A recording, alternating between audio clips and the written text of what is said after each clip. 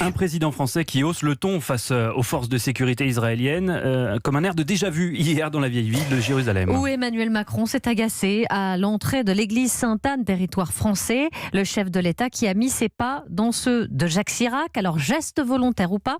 L'analyse du politologue Olivier Duhamel pour Europe 1. Ce qui est étonnant, c'est que c'est pratiquement la répétition de ce qui s'était passé avec Jacques Chirac. C'est-à-dire que c'est le même pays, Israël, ce sont le même type d'incidents entre les forces de sécurité israéliennes et le président de la République lui-même. Donc c'est 2 fois rare. C'est rare que ça se produise et c'est extraordinaire que ça se répète. Alors évidemment, tout de suite, et surtout par les temps complotistes qui courent, on se dit tout ça est calculé, c'est pour essayer d'apparaître comme Chirac qui a été très populaire par cette histoire.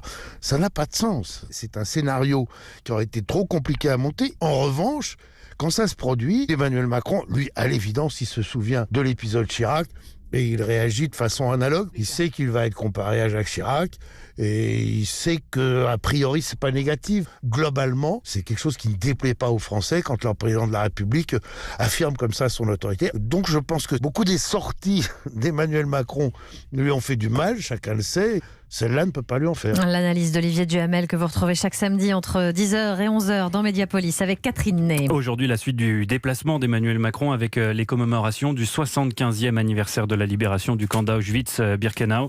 Une quarantaine de dirigeants venus du monde entier seront présents.